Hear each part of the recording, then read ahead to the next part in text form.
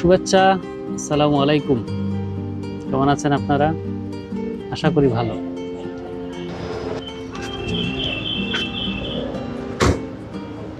আমরা এখন অবস্থান করছি পালেরমোর ভিয়া ভিত্তোরিয়া মেমোরিয়ালে এবং এটা হচ্ছে পালেরমোর প্রাচীন শহরের একটি গেট। এই গেটের নাম হচ্ছে পর্তা ফেলিচে, অর্থাৎ সুখের গেট বাংলায় আমরা বলতে পারি। 19শে জুলাই খুব গুরুত্বপূর্ণ একটা তারিখ। আমরা বাংলাদেশি জাতির জন্য যেমন খুব গুরুত্বপূর্ণ, কারণ বিশ্ববিখ্যাত হুমায়ুন আহমেদ প্রয়াণ লাভ করেছিলেন এই তারিখে। ইতালীয়দের জন্য সমানভাবে গুরুত্ব বহন করে 19শে জুলাই, কারণ 19শে জুলাই ইতালিতে বিশিষ্ট একজন ম্যাজিস্ট্রেটকে মাফিয়া চক্র হত্যা করেছিল। উনি 1963 সালে ম্যাজিস্ট্রেট হয়েছিলেন। উনি সেই সময়কার সবচেয়ে অল্প বয়সী, ইতালির ইতিহাসে সবচেয়ে অল্প বয়সী ম্যাজিস্ট্রেট ছিলেন। তখন থেকেই তিনি মাফিয়ার বিপক্ষে লড়াই করেছেন এবং ওনার জানের নিরাপত্তা তিনি ভেবে দেখেননি। তারা অবশেষে একদল ম্যাজিস্ট্রেট এই কাজ করতেন, এদের এই চক্রকে ভেঙে ফেলার, এই চক্রকে ধ্বংস করার জন্য তারা কাজ করতেন। আরেকজন খুব বিখ্যাত, এই দেয়ালে আমরা দেখাচ্ছি, জুডিচে জোভান্নি ফালকোনে জোভান্নি জর্জ, যাকে 23 মে 1992 সাল এই তারিখে হত্যা করা হয়েছিল।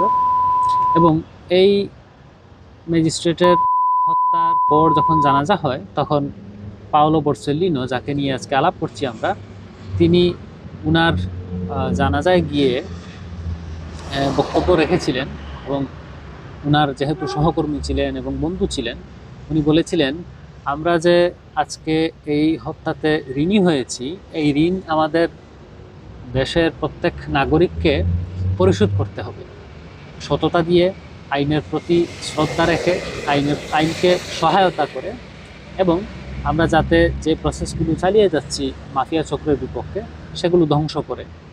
এবং ঠিক তাই, এবং সেই লক্ষ্যে তিনি আগাচ্ছিলেন।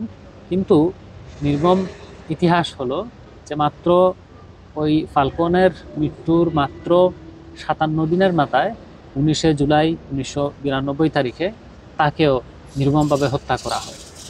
উনি জানতেন যে উনাকে কোনো না কোনোভাবে হত্যা করা হবে, এই জন্য তিনি সবসময় সতর্ক থাকতেন, আনপ্রেডিক্টেবল কাজ করতেন, অর্থাৎ কোথায় যাচ্ছেন, কার সাথে যাচ্ছেন, কখন কি করবেন সেটা কাউকে জানাতেন না। উনি হুট করেই কাজটি করে বসতেন। একইভাবে উনি পালেরমো এয়ারপোর্ট নেমে ওনার মাকে ফোন করে বলেছিলেন, মা, আমি বাড়ি ফিরছি। এবং ঠিক সেই দিন উনি যখন ওনার মায়ের বাড়ির যে গলিতে গিয়ে পৌঁছালেন, সেখানে ওনাকে পাহারা দেওয়ার মতো যে দেহরক্ষীরা ছিল, তারা ওনাকে নিয়ে গেল।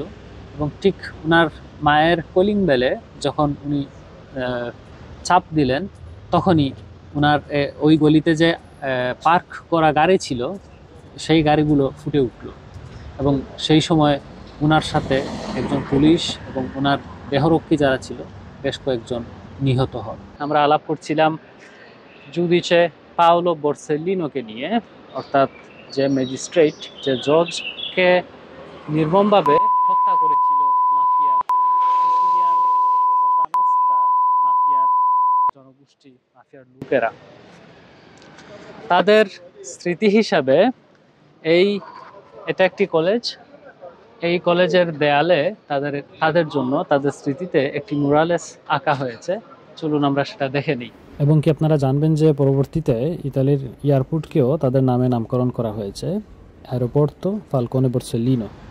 এই দিবসে আমরা তাদের প্রতি, ইতালিতে বসবাস করি যত বাঙালি কমিউনিটি আছে, ওনার প্রতি আমরা শ্রদ্ধা জ্ঞাপন করছি। ভালো থাকুন, আল্লাহ হাফিজ।